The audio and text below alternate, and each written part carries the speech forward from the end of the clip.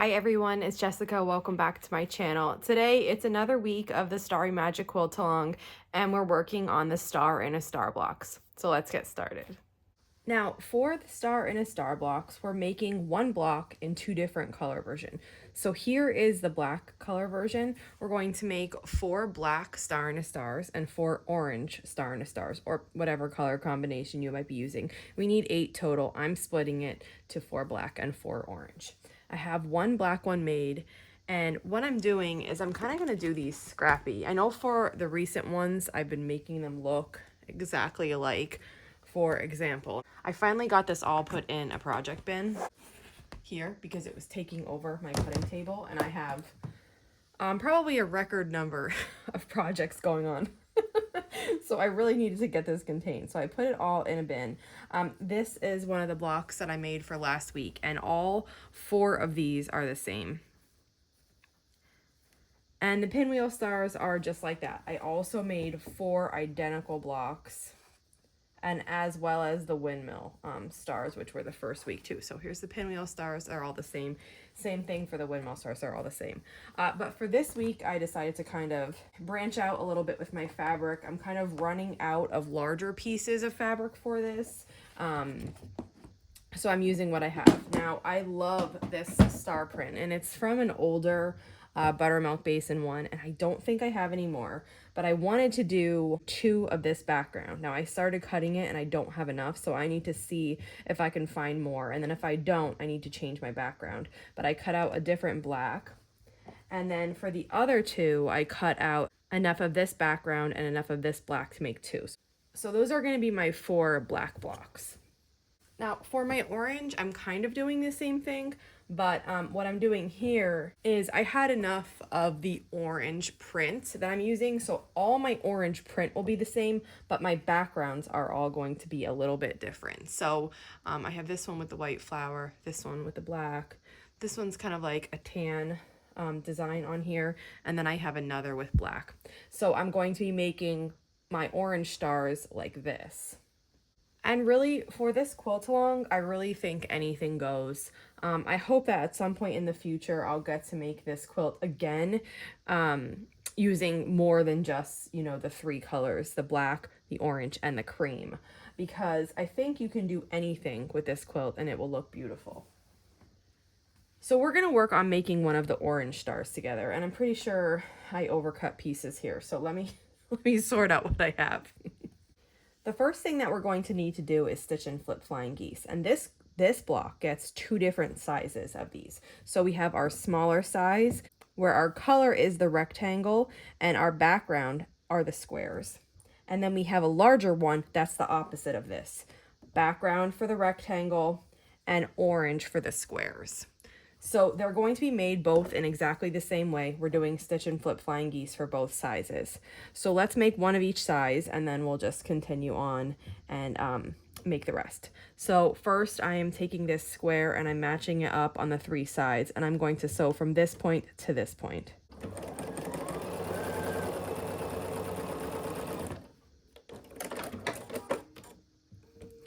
And then when that's finished, I'm just going to use scissors to trim this to leave about 1/4 inch. I'll finger press this open.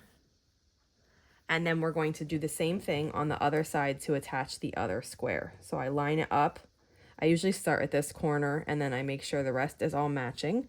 And then we're going to sew along this diagonal.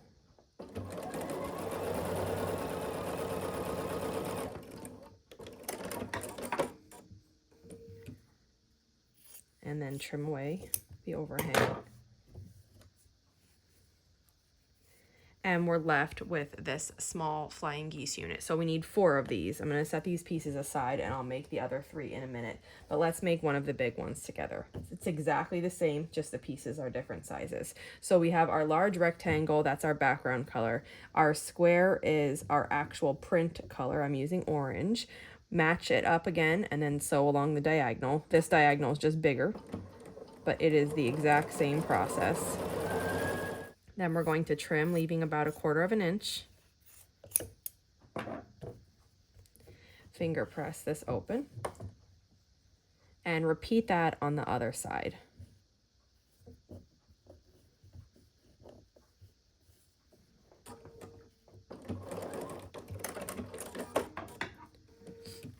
Then we'll trim, leaving about 1/4 of an inch again. And then when we finger press this open, this is what the larger flying geese unit looks like. So we need 4 large and 4 small. I'm gonna make those now, and then I'll meet you back here to continue on. So I pieced the geese. Here are the larger ones. I have all of them done.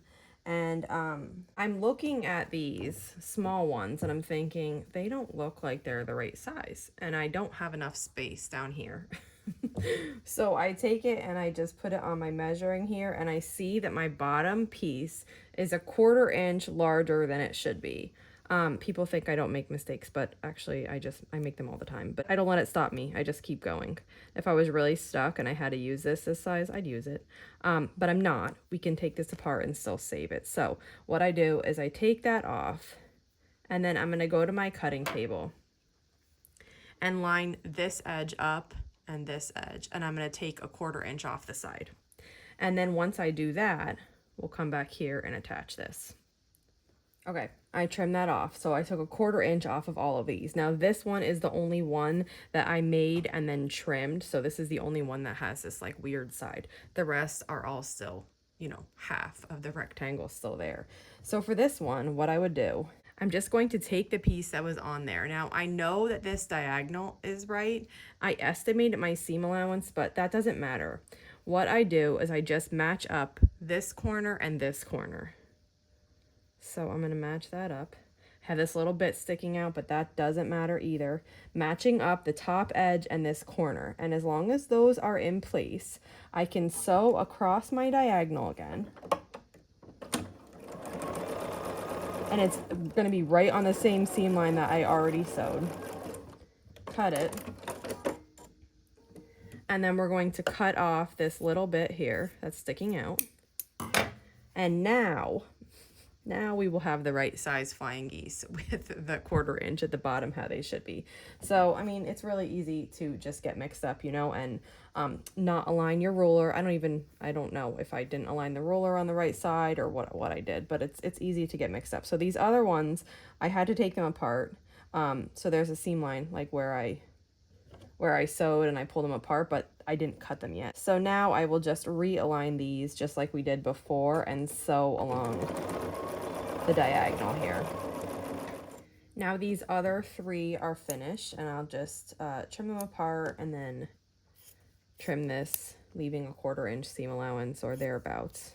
We have 4 small flying geese, we have 4 large flying geese, and we have the other pieces that we need. So I'm going to switch to my 1/4 inch foot. I like to use 57D. That's like one of the most common questions that I get. What foot are you using? For the 1/4 inch foot on my Bernina, I use 57D. Now the first part of this is going to be to assemble the small inner star. So we need 4 squares of our color and our 4 small flying geese and 1 large square. And what we're going to do is just assemble the star. So I'm going to assemble mine vertically. I'm matching up a flying geese unit and a corner square. Then we're going to match up a flying geese unit and the center larger square.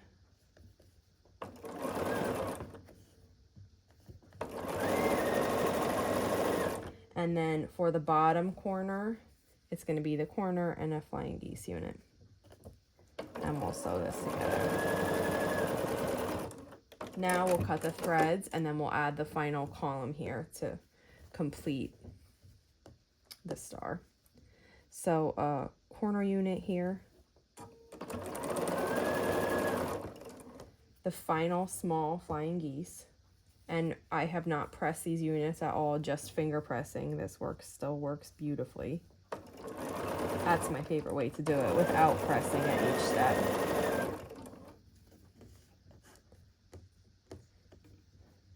And this last corner here.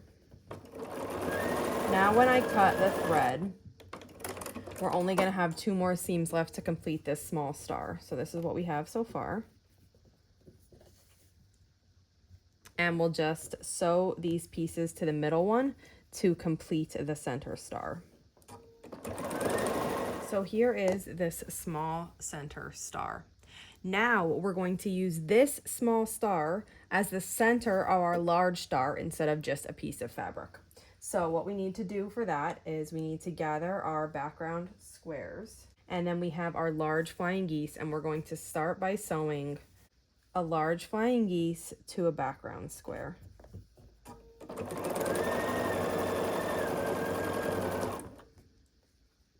And then we'll take another large flying geese unit and we're going to sew our star to this. You can decide here what to do with the seams. If you're worried about it being bulky, or if you just don't know what to do, I'd recommend pressing them open. I am not a fan of pressing the seams open, so I just pick a side.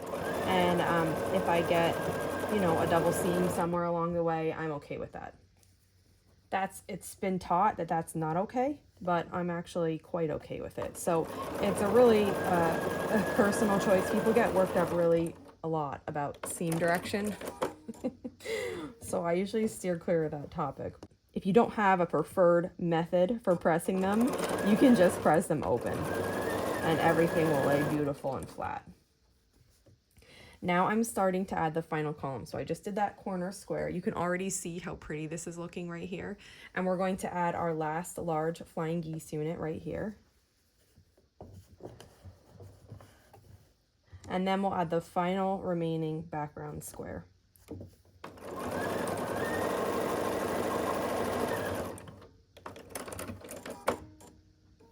And now we have, just like we had before when we made the small star, we have our piece that looks like this, and we have 2 remaining seams. So we're so close.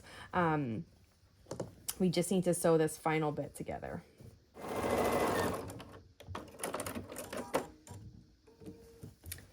And here is what our block looks like when it's finished. So that wraps it up for today. Here is one orange block and my black block is right here. And we need to make 4 of each color. If you have any questions on how to make this block, just let me know. And if not, I'll see you back here soon. Thanks for following along.